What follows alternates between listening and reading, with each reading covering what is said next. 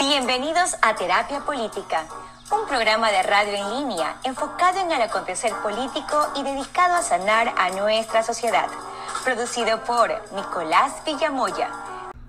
Bienvenidos sean una vez más a Terapia Política. Nicolás Villa con ustedes. El café que nos acompaña hoy es el café Brit Habitat, un café costarricense en su variedad Sloth, que quiere decir oso perezoso. Básicamente esta marca busca conservar o tiene una iniciativa de conservar la naturaleza allá en Costa Rica. Es un café 100% arábica, lo cual para los colombianos es un sabor muy familiar, colombianos como yo. Es un sabor muy familiar, muy agradable, buen acompañante, a diferencia de los dobles, triples expresos o los dark roast o inclusive los cafés turcos que nos dan una patada energética. Este es un café más llevadero y en ese sentido más agradable.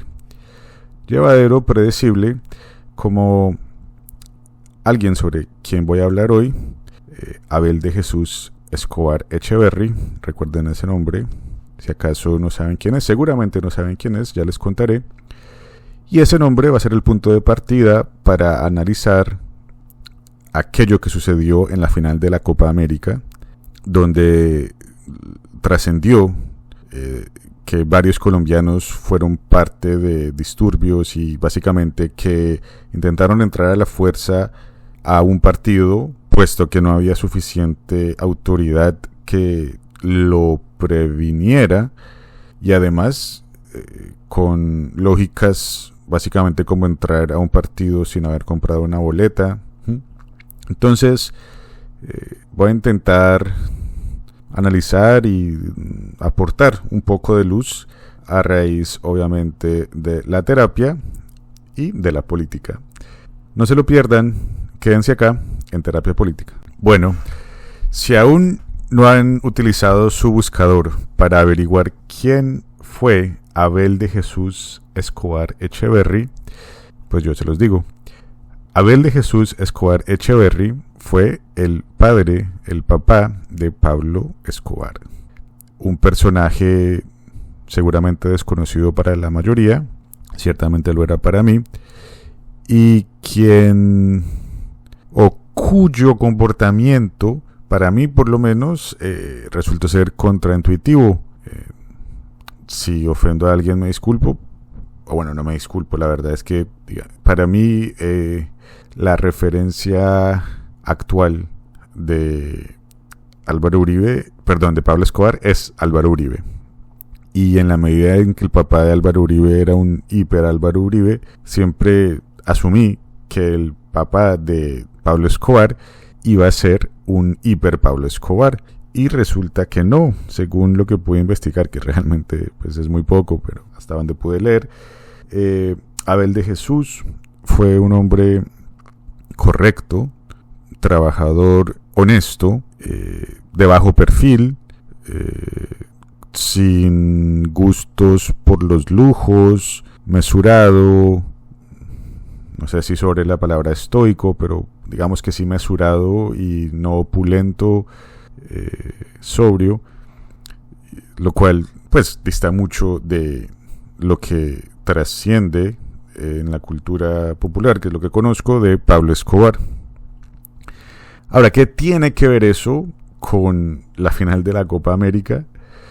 Bueno, aquí va el intento de conectar a el señor, bueno, no sé si era un señor, pero a Abel de Jesús Escobar con lo que pasó en la final de la Copa América, protagonizado por colombianos, en su mayoría en Miami. Estas suertes de carnavales de violencia y vandalismo que vienen ocurriendo desde un periodo del siglo XXI hacia nuestros días no es exclusivo de los colombianos, claramente.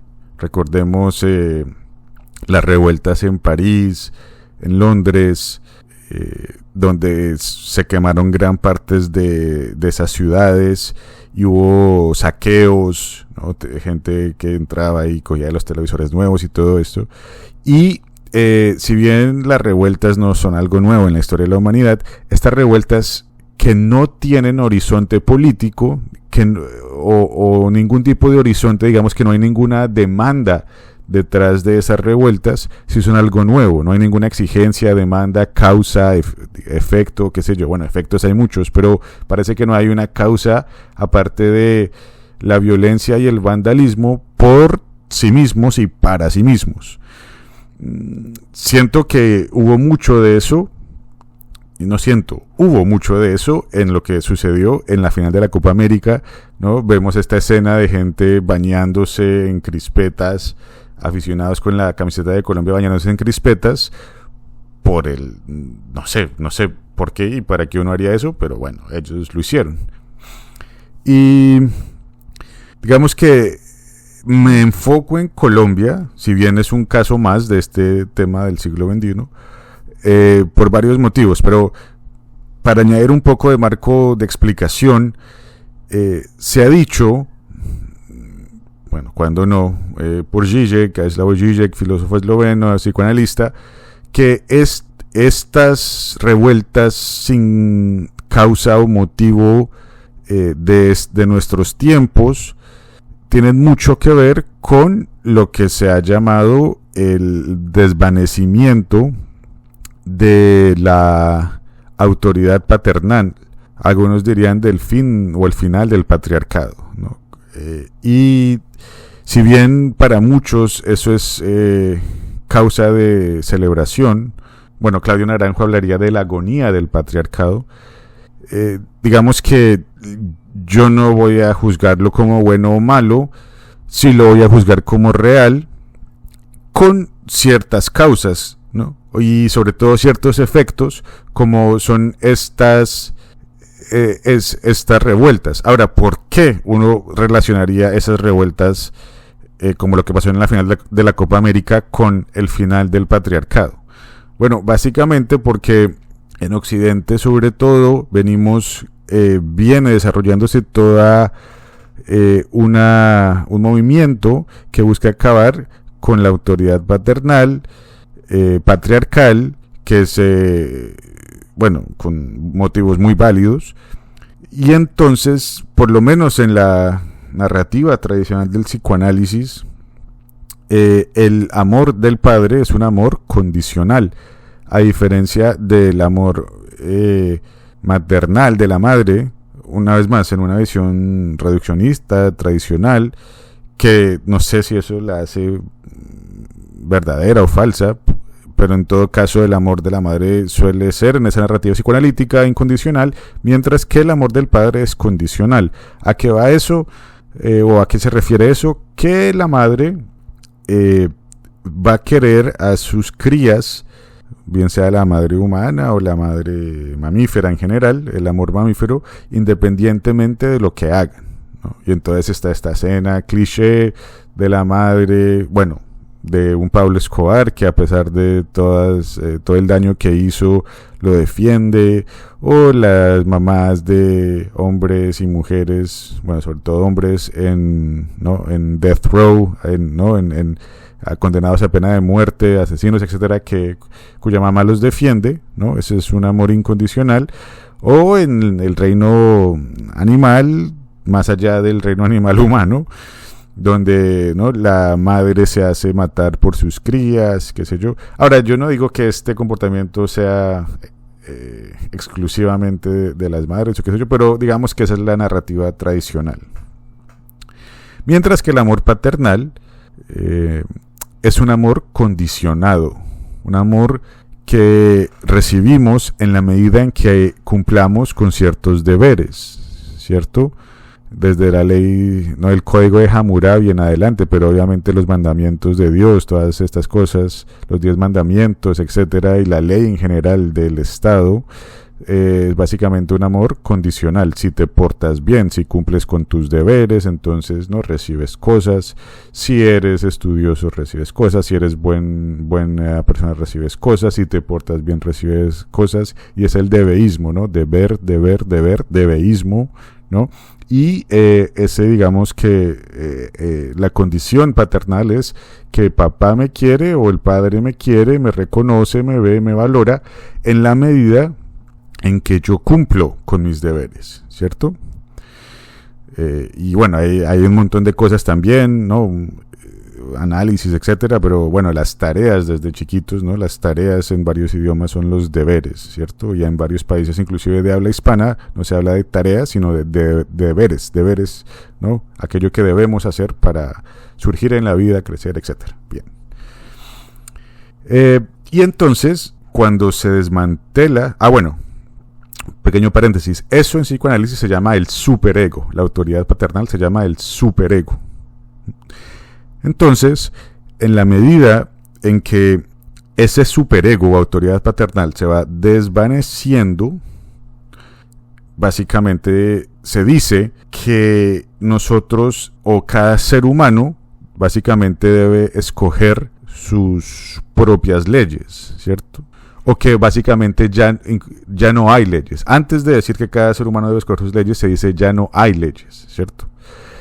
¿A qué va esto? La ley no es solo eso que está allá afuera en los códigos legales y en las constituciones, ¿no? Y en la jurisprudencia, sino que es algo que precisamente al ser parte de nuestro inconsciente, ya de alguna manera desde chiquito nos lo viene programado en nosotros, desde pequeños, ya viene programado, ¿cierto?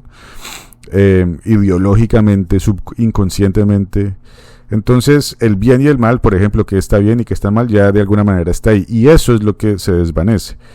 De ahí que entonces tengamos estos comportamientos cuando no hay un policía o alguien viéndonos o cuando no hay autoridad estatal. Básicamente lo que sucede es que las personas de nuestra época, de nuestros días, ya no tienen ningún tipo de autorregulación, ¿no? En la ausencia de la amenaza de una consecuencia o un castigo directo, no hay una autorregulación o un padre interno, si se quiere, ¿no? Un superego interno que nos lleve a portarnos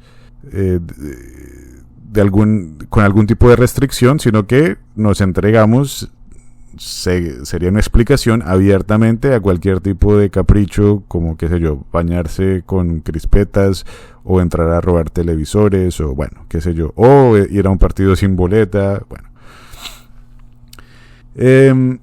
¿Qué puedo decir yo sobre ello? Bueno, que sea pertinente a este episodio. No fue la final de la Copa América, pero sí fue un partido aquí en Estados Unidos antes de la Copa América, un partido de preparación donde Colombia jugaba contra Estados Unidos, la selección Colombia, al cual asistí, estuve ahí en las gradas. Y curiosamente, en la medida en que íbamos entrando al estadio, hubo un episodio curioso, fenomenológico, sincronístico, si quieren, donde una pareja, un hombre y una mujer, bajaron una cinta para que yo pasara. Yo iba con una camiseta no amarilla de Colombia, no sé si de alguna manera vi todo esto que se veía venir, sino una blanca que también dice Colombia, pero bueno, no es la amarilla tradicional. Y bueno, me estoy acercando al estadio, a la entrada, y esta pareja baja. Yo ya había presentado mi boleta y todo, no quiero que haya malentendido. Yo presenté mi boleta, ya estaba dentro del estadio, pero en un momento yo ni siquiera entiendo para qué una pareja baja una suerte de grada, pero no grada, sino de esas cintas de banco que hay para dirigir las filas, y la voltea y me dice, cólese. Me dice, no recuerdo si el hombre o la mujer, pero me dicen, cólese. Y yo no sé si me notó en la cara, la reacción, pero la respuesta ante mi gesto fue, no se preocupe que somos colombianos, y los colombianos somos así. Y bueno, yo no entendía bien qué era ser así, y además a quién me estaba colando, si ni siquiera había una fila. Y estas personas lo que sí tenían era una cara de mucho placer y sobre todo no de placer, de satisfacción en sus rostros, tenían un gesto de satisfacción en sus rostros porque estaban ayudándome a colar y ellos mismos, pero insisto, no sé, o sea, no estaba ganando ni tiempo, ni espacio, ni saliendo más adelante que alguien, sino era como el gozo en sí mismo de no sé, transgredir una cinta bancaria que igual no me llevaba a ningún lado, pero bueno, era el gusto y las ganas de colarse. Lujuriosas, diría yo. Y eso tiene que ver, si les interesa el tema de la lujuria y las ganas así desbordadas y Colombia, hay un capítulo que se llama Personalidad Nacional de este programa que, bueno, les recomiendo. Pero para este capítulo, para este episodio, yo simplemente se me quedó esto, es que somos colombianos, somos así.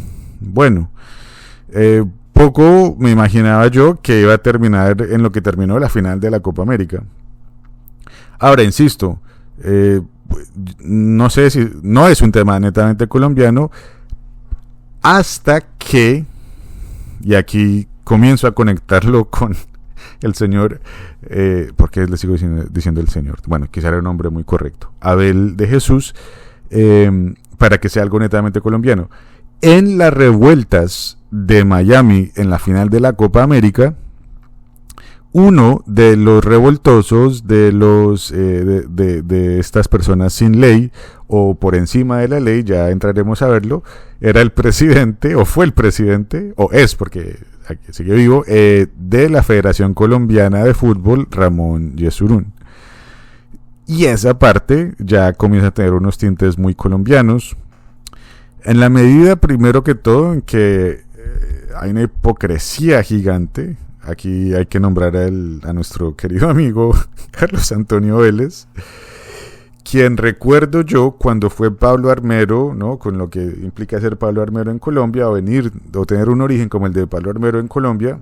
Cuando fue Pablo Armero hace unos años, el que en la Florida desfiló en el overol naranja y en las cortes de Estados Unidos, sobre él se pidió públicamente que no fuese convocado a la selección, que cómo era posible que alguien con el overol naranja, ¿no?, llegara a ser parte de la selección. Bueno, cuando el implicado en una situación exactamente igual del overol naranja, etcétera, fue el presidente de la selección, de la Federación Colombiana de Fútbol, los mismos periodistas lo que hacen es, bueno, aquí hablando de padres y todo el cuento, Carlos Antonio Vélez llama a su hijo, una versión recargada y para mí más peligrosa de él, a defenderlos y básicamente crear una narrativa mediática de que Yesurún por algún motivo era una víctima, ¿no? Agredió a un policía y a una policía, bueno, el hijo levantó la mano a una policía, en fin, ¿no? Básicamente algo terrible, pero bueno, así es nuestra prensa, o por lo menos la prensa de RCN, que no sé si es la de Ardila Lule o la de Sarmiento, no sé de quién será, pero bueno, así es la prensa de ese personaje, ¿no? Y así son esos periodistas. ¿A qué va todo esto? A que muchos dijeron, no muchos, pero algunos dijeron, o en este caso alguna, no recuerdo su nombre, pero alguna mujer dijo que lo que vimos en el comportamiento de Yesurún y en el actuar de los fanáticos colombianos en la final de la Copa América fue el reflejo de la cultura traqueta. Básicamente que esas personas, por lo menos ideológica y culturalmente, eran hijos de la cultura traqueta. Y a mí no me convence de todo esa interpretación, porque la cultura, o bueno, si alguien quiere decir que eso es verdad, que lo digan, está bien. Mi pregunta entonces es, ¿y de quién es hija la cultura traqueta? Y eso, y la respuesta, ¿no?, porque aquí voy, es que los traquetos no son hijos de Pablo Escobar, puesto que Pablo Escobar, como el traqueto máximo, no era hijo de un traqueto. Y aquí entramos en el tema de Abel de Jesús Escobar, el papá de Pablo Escobar, que hasta donde pude ver era un campesino, trabajador, honesto, correcto, que cuando tuvo hijos se fue a la ciudad para ganar algo más de dinero, y cuando ya llegaron a cierta edad se volvió al campo a seguir trabajando, de muy bajo perfil, con gustos poco opulentos, que no fue al velorio de su hijo Pablo Escobar, y que cuando Pablo Escobar se veía casi alcanzado por el Estado colombiano, algunas veces, pero contadas, una o dos, se refugiaba en la finca del papá, y el papá lo que le daba era trabajo, ¿no? Pues, honesto, para que ¿no? le ofrecía trabajo en su finca, qué sé yo. Y entonces, pues me sorprende, porque parece ser un padre, este padre de Pablo Escobar, parece ser un padre, pues más que un padre, un hombre correcto, y con unos principios y unos valores muy distintos a los de Pablo Escobar, que no sabemos si tenía principios o valores, o bueno, ya entramos en eso. Además que este señor Abel de Jesús, cuando muere, al parecer deja bastante dinero, o sea, fue una persona exitosa dentro de su trabajo honesto de campesino, sí. Así que bueno, curioso porque me llamó mucho la atención este tema del papá de Pablo Escobar. Ahora, para conectarlo todo, la cultura traqueta entonces es una suerte de hija de padres con principios muy rígidos, o con autoridades paternales muy inamovibles o algo así. No lo sé, es posible. Pero entonces, si la cultura traqueta o eso que vimos o que vemos en Pablo Escobar y en Yesurún y en estas personas que de alguna manera creen estar por encima de la ley, digamos que de alguna manera podemos llamar eso como un tema de liberación, ¿no? Hay mucha filosofía, pasando por Nietzsche, que aboga, que defiende esto ¿no? de inclusive terapéutica, ¿no? De alguna manera, ¿no? Dios está muerto, Dios, uno de los típicos nombres del Padre, ¿no? Por digamos, poner a papá en su lugar, algunos dirían descabezarlo, y vivir bajo quienes somos y bajo nuestra propia ley. Y eso en terapia se considera sano, ¿cierto? Algunos que están muy en su cabeza, psicoanalistas como Zizek, dirían, no, eso es nueva era y eso es súper pesado y eso no es liberador, porque cuando tú vives bajo tu propia ley, la ley de la nueva era es hazlo porque puedes, ¿cierto? Básicamente tienes que crear tus propias leyes. ¿Por qué? Porque puedes, y vivir porque puedes. Y bueno, Zizek puede estar en contra de eso. Yo sí, yo estoy a favor, y de hecho sí siento que parte de la vida de cada quien debe ser vivir bajo sus propias leyes y crear sus propias leyes y sus propios valores, y claro, pues ser quien se es no es otra cosa que ser quien se es, ¿cierto? No sé si cada uno de nosotros tenemos que darnos nuestros 10 mandamientos, o los que sean, o 100, o 5, o 1.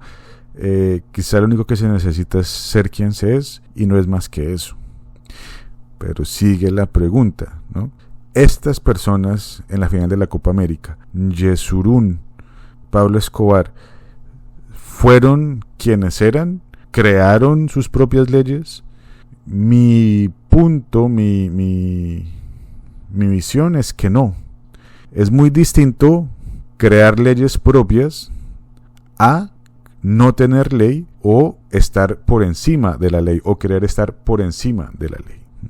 Y siento que ambas, quien no tiene ley o quien está por encima de la ley, se evita a sí mismo, evita sus propias leyes, ser quien se es, o intenta estar por encima de quien se es. Y sí, o esa enfermedad social, sí la veo tanto en Yesurún como en Escobar, como en las personas que van a un partido sin boleta, y destrozan por no poder ver un partido, destrozan el estadio, qué sé yo, o más bien que se comportan de cierta manera en la medida en que no hay una autoridad externa que lo previene, o que se creen por encima de esa autoridad policial, o qué sé yo.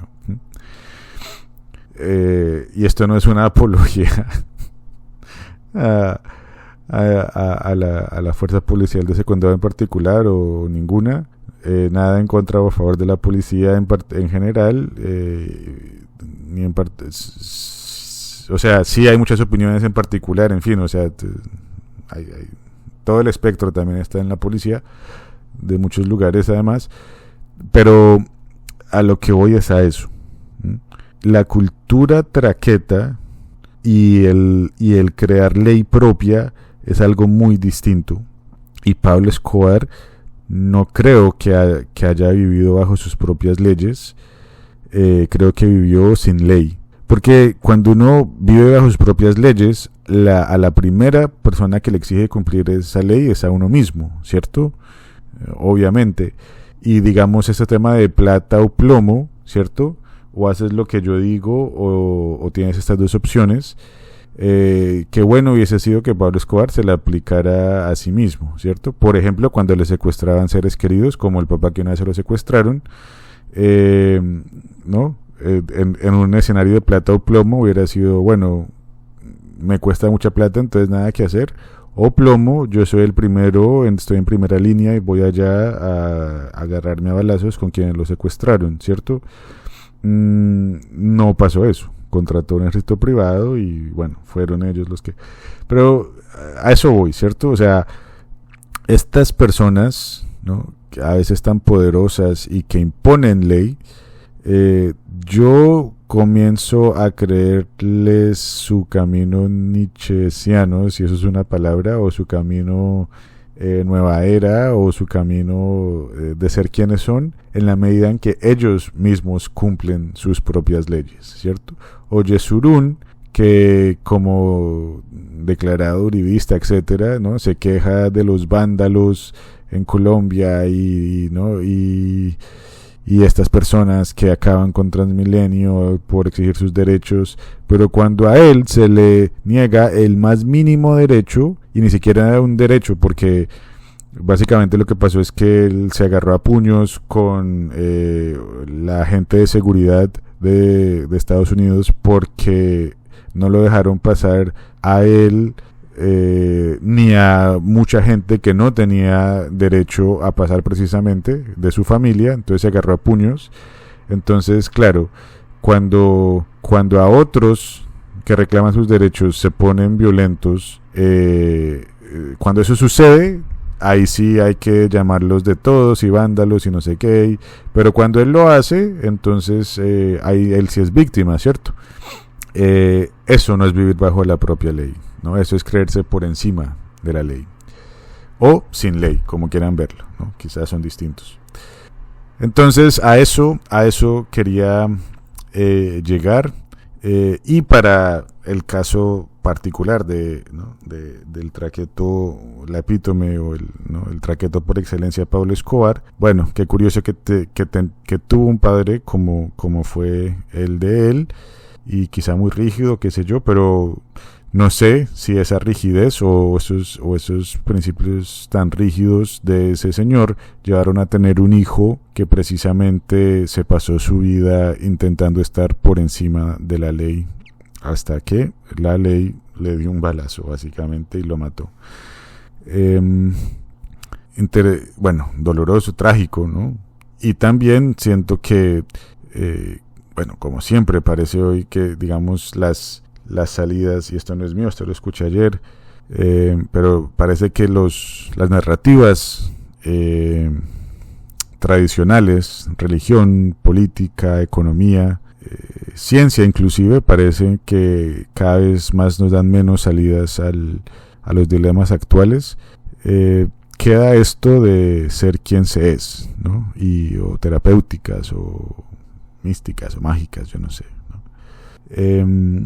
Y claro, aquí vemos historias de hombres muy poderosos como Yesurún o Escobar, que no pudieron cumplir o quizá nunca supieron que era vivir bajo su propia ley. Sí han querido vivir por encima de la ley o sin ley, y un montón entonces de bueno, hombres y mujeres, pero qué sé yo, lo que vi ahí fue sobre todo hombres desadaptados o en búsqueda de ley, en búsqueda, ¿no?, de padre interno, terminan haciendo este tipo de cosas. Quizá hay que, de la misma manera que un adulto se puede automaternar, ojalá también se pueda autopaternar. Y digamos que hasta cierto punto ese es el propio llamado, automaternándose y autopaternándonos, automaternándonos y autopaternándonos, podemos también ser nosotros mismos, ¿cierto? Y ese es el mensaje que quería dejar hoy. No olvidemos en todo caso, o más bien, si acaso lo que les digo no les resuena del todo, quiero dejar una pequeña muestra de lo que estoy diciendo, y es esta idea de, repito, en la cultura traqueta, de un hijo huyendo de la autoridad paternal que quiere estar por encima de la ley y por encima de todos. Hasta la próxima, aquí en Terapia Política.